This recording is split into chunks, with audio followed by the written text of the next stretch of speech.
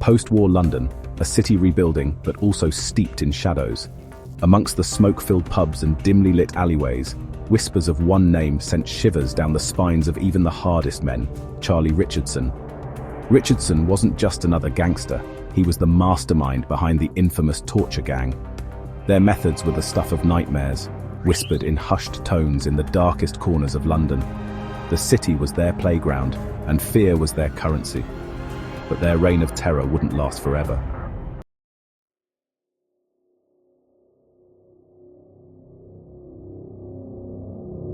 Charlie Richardson was more than just a mob boss. He was known as the Guv'nor. His word was law, and his reputation preceded him. He commanded loyalty from his men through a chilling blend of fear and respect. From his humble beginnings in South London, Richardson displayed a shrewd business sense. He started small, dabbling in petty crime, but his ambition soon outgrew the streets he knew so well. He had his sights set on something bigger.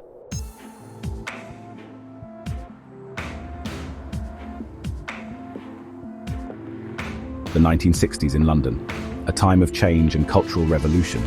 The streets were dangerous, and the lines between right and wrong became blurred.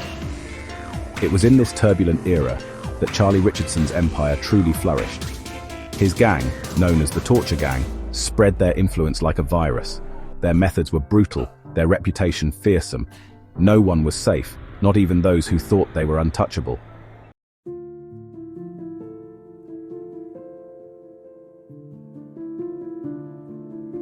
The cobbled streets of South London, still scarred by the Blitz, were Charlie Richardson's first playground. The year was 1934, and the shadow of war hung heavy. For young Charlie, survival often meant bending the rules. He witnessed firsthand the resilience of those around him. But he also saw a darker side that thrived in the chaos. These early experiences would shape the man he would become.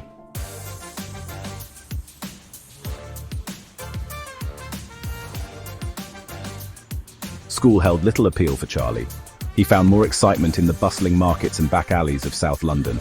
He started small, selling scraps of metal, anything he could get his hands on. As he grew older, his ventures became bolder. He dabbled in petty theft, running errands for local criminals.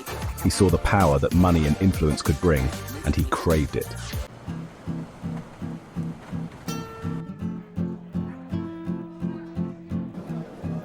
Charlie's entrepreneurial spirit led him to London's burgeoning nightclub scene. Nightclubs became the playgrounds of the wealthy, a place where money flowed freely. Charlie saw an opportunity to legitimize his earnings. He began by supplying clubs with illicit goods, cigarettes, alcohol, anything in high demand. He cultivated relationships with club owners, politicians, and even policemen. This calculated approach would become his trademark.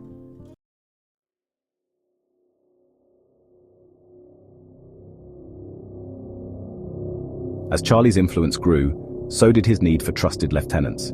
His brother Eddie became his right-hand man. Together, they assembled a crew of loyal and equally ambitious individuals.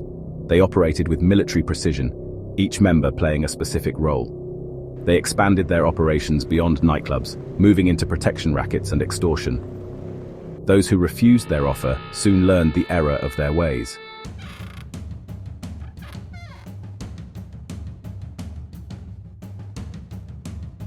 Charlie Richardson's reputation spread like wildfire through the London underworld. He was known for his sharp intellect and calculated ruthlessness. He ruled with an iron fist, demanding absolute loyalty. His methods were often unorthodox, designed to instill fear and obedience. His legend grew with each whispered story of his ruthlessness. Behind the myth was a man driven by relentless ambition.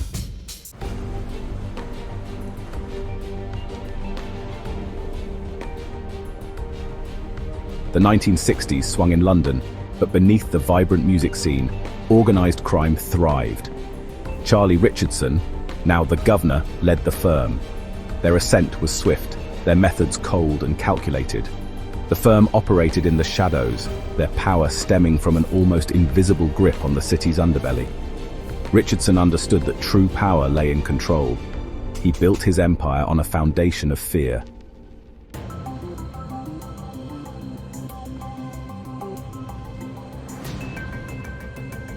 While the Krays reveled in their image, Richardson cultivated a different persona. He was the shrewd businessman, always one step removed from the violence. He surrounded himself with men who shared his vision. His brother Eddie, his trusted enforcer, was as feared as he was respected.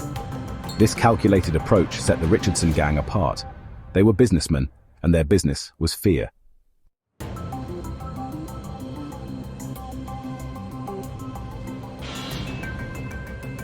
Richardson's empire was built on a foundation of fear, but the currency that kept it running was money. Protection rackets were their bread and butter. They muscled in on lucrative gambling dens, skimming profits. Nightclubs became cash cows for the firm. Richardson's genius lay in his ability to diversify. He invested in legitimate businesses to launder his ill-gotten gains.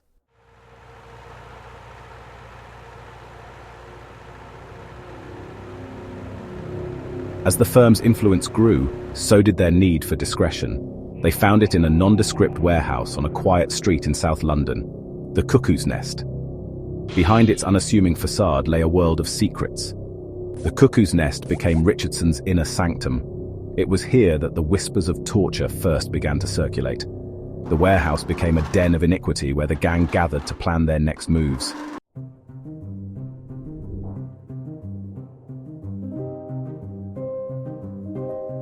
At first, they were just whispers, rumors circulating in the darkest corners of the underworld, tales of men disappearing, only to reappear days later, broken and babbling. The stories were too horrific to believe, but as the firm's grip on London tightened, the whispers grew louder. Electric shocks, teeth pulled with pliers, nails hammered into feet. These were just some of the tortures whispered about. It was said that Richardson himself would often preside over these gruesome spectacles.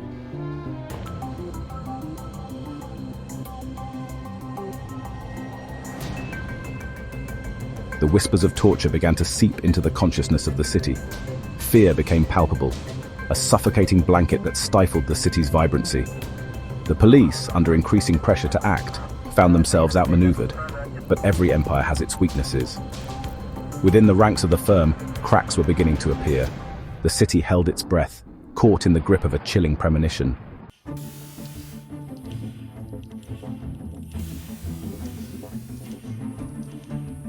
In the shadowy world of Charlie Richardson, loyalty was a matter of survival. Betrayal was met with swift and brutal retribution. One such case involved a hapless associate named Sammy the Jeweler. Sammy was summoned to the Cuckoo's Nest, his fate sealed. His pleas for mercy fell on deaf ears. Richardson, his face an emotionless mask, had already passed judgment.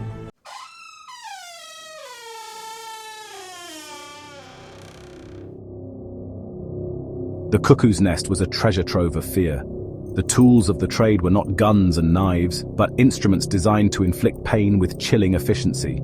Electric wires, pliers, and long, rusty nails were used to torture victims. The screams, muffled by rags stuffed into mouths, served as a grim soundtrack. The warehouse became a place of unimaginable horror. Fear was not just a tool, but a form of entertainment for Richardson's men. The mock trials. Richardson's gang staged cruel mock trials, complete with judge, jury, and executioner. The accused, often bound to a chair, faced fabricated accusations and jeering laughter. Verdicts were always guilty, sentences harsh, carried out with sadistic glee. At the center stood Charlie Richardson, the Guv'nor, observing every detail. Tales from the Cuckoo's Nest. The stories from the Cuckoo's Nest were whispered in London's underworld. One chilling account involved a rival gangster challenging Richardson. He was brought to the warehouse, his fate sealed. The gang took turns working on him, their methods brutal. He was beaten, burned, and subjected to electric shocks. But the worst was yet to come. Richardson had a fondness for a torture method known as the statue. The victim, covered in honey and sugar, would be left for rats. The screams, muffled by concrete walls, echoed for days. As the 1960s wore on, violence escalated, spilling onto London streets. Turf wars between rival gangs became more frequent, more brutal. Richardson sought new ways to maintain power. Enter the Nailbomb, a crude but effective weapon, cobbled together from nails and gunpowder. One device detonated outside a nightclub, causing carnage. The attack sent shockwaves through the city. Police stepped up investigations, determined to dismantle Richardson's empire. Within the ranks of the firm, the pressure began to tell. Paranoia took root, fueled by whispers of informants and double agents. Loyalties, once unwavering, were tested as the walls seemed to close in. One by one, key members of the gang were picked up by the police, their silence bought with promises of leniency or threats of lengthy prison sentences. The once impenetrable wall of silence that had protected Richardson began to crumble, the whispers of dissent growing louder, more insistent. Even within his inner circle, cracks appeared. His brother Eddie, once his most trusted lieutenant, grew increasingly distant, his loyalty strained by the escalating violence and the constant threat of capture. The empire built on fear and control was teetering on the brink of collapse. The whispers of torture that had haunted the city for so long now turned to screams, the horrors of the Cuckoo's nest no longer confined to hushed conversations in dimly lit pubs. One by one, victims, emboldened by the increasing pressure on the Richardson gang, came forward, their stories spilling out, each more harrowing than the last. The newspapers, sensing a sensational story, seized upon the revelations, their headlines screaming about the torture gang and the reign of terror they had inflicted upon the city. Public outrage reached fever pitch, the authorities now under immense pressure to act, to bring the perpetrators to justice. The net was closing in, the whispers of fear now replaced by the deafening roar of justice demanding to be served. The police finally made their move. Raids were carried out on Richardson's strongholds. The warehouse became a crime scene. Charlie Richardson's empire collapsed. The game was up. The stage was set for a sensational trial. The trial exposed the Richardson gang's reign of terror.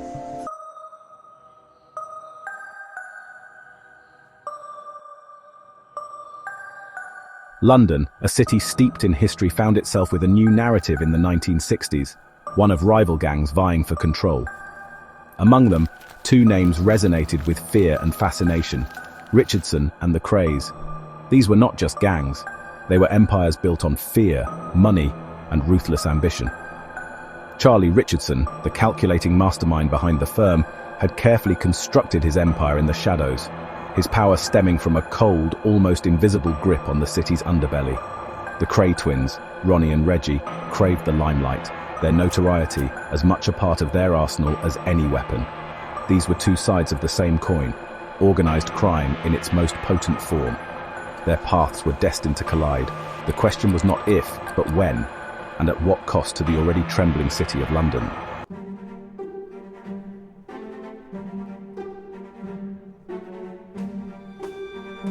The Krays, from Bethnal Green, rose to prominence with charm and ruthlessness. Their nightclubs were frequented by celebrities and politicians. Ronnie was volatile and violent. Reggie was charming but calculating. Together, they ruled the East End with an iron fist.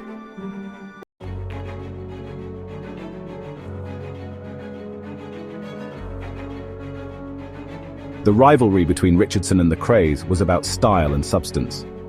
Richardson, the strategist, operated from the shadows with informants and corrupt officials. The Krays thrived on their image. They cultivated a public persona as part of their arsenal. Kings of the East End, their every move watched. This clash of styles was at the heart of their rivalry, a battle for the soul of London's underworld.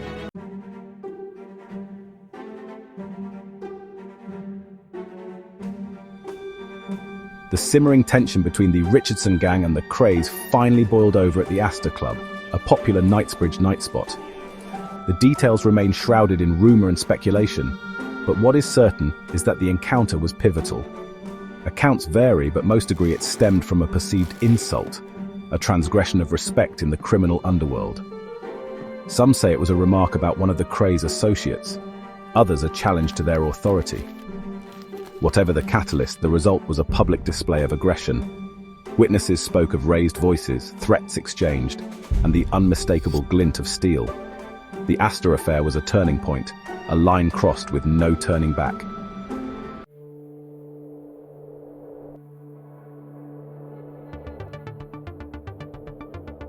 The Astor Affair was a declaration of war, a clear signal that the uneasy truce between the two gangs was over.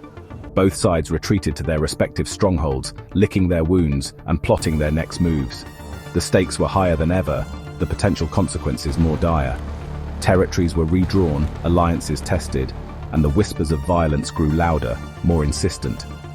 Each gang sought to outmaneuver the other, to strike a decisive blow that would cripple their rivals and solidify their own grip on the city's underworld. The police, caught in the crossfire, found themselves struggling to maintain order, their resources stretched thin by the escalating violence. The city held its breath, bracing itself for a storm that threatened to engulf the streets in a maelstrom of blood and bullets.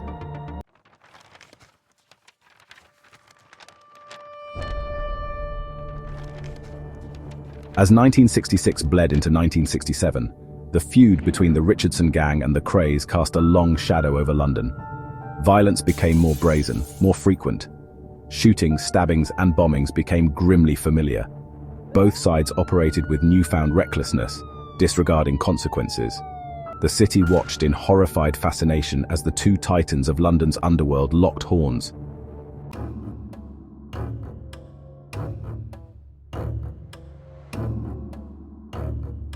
For years, Charlie Richardson operated with impunity. His empire of fear seemed impenetrable. But by 1967, the walls were closing in.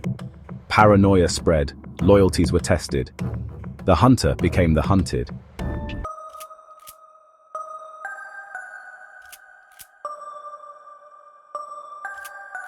Detective Chief Superintendent Tommy Butler led the charge against the Richardson gang. He knew the dark underbelly of London and assembled a team to gather evidence and expose the gang's activities. The pressure mounted, the noose tightening around Richardson and his inner circle. Raids were carried out, and the Guv'nor found himself looking over his shoulder.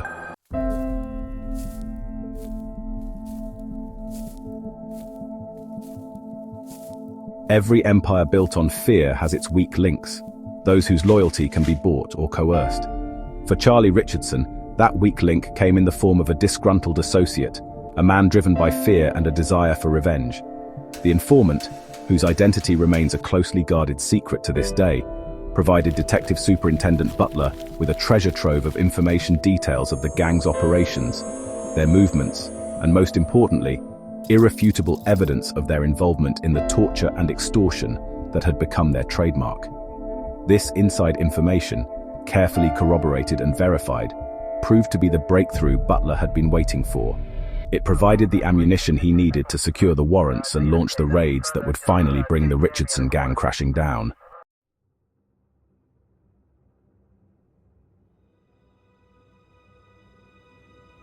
The trial of Charlie Richardson and his gang began in May 1967 at the Old Bailey.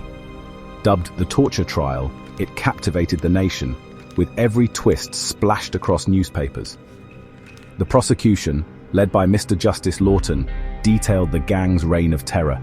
Witnesses recounted horrific tales of torture, sending shockwaves through the courtroom. Richardson remained defiant, dismissing accusations as fabrications by rivals, but the evidence, meticulously presented, told a different story.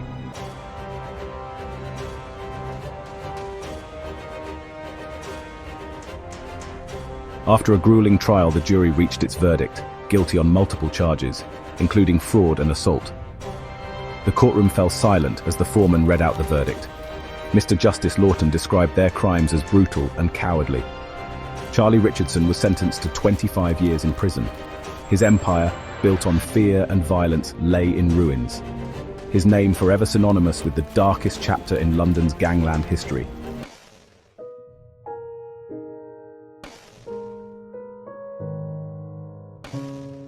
The downfall of Charlie Richardson marked the end of an era in London's underworld. The reign of terror that had gripped the city for a decade was over, the streets finally free from the shadow of the torture gang. The trial shattered the romanticized image of the gentleman gangster, exposing the brutality and ruthlessness at the heart of such empires.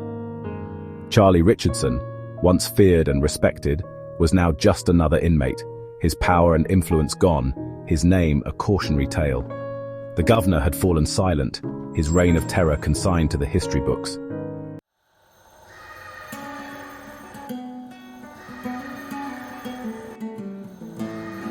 The slam of a prison gate echoed in the cold, sterile air. Gone were the smoky backrooms, the hushed whispers of informants, the power that came with being the Guv'nor. For Charlie Richardson, the walls of Parkhurst Prison were a stark contrast to the empire he once ruled. He maintained his innocence, claiming he was a legitimate businessman, a victim of circumstance and a media frenzy that painted him as a monster. He appealed his sentence, but to no avail. The years stretched ahead, measured in the monotonous routine of prison life. Yet, even behind bars, whispers followed him. Some said he still held influence, that his network stretched beyond the prison walls. Others believed he was a broken man, haunted by the ghosts of his past. The truth, as always, was likely far more complex, hidden within the man himself.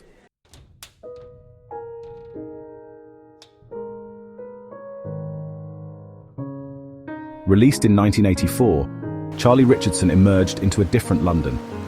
The city had moved on, the swinging 60s a distant memory. The Krays, his former rivals, were either dead or serving life sentences. He attempted to rebuild his life, shunning the limelight, but the shadow of his past followed him. Journalists sought interviews, eager to hear his account of the torture gang years. He remained a figure of fascination, his name forever etched in the annals of British criminal history. Some saw him as a product of his time, a man hardened by the poverty and lawlessness of post-war London. Others saw a ruthless opportunist who exploited fear for his own gain. Charlie Richardson, it seemed, would forever be an enigma, a man defined by his contradictions.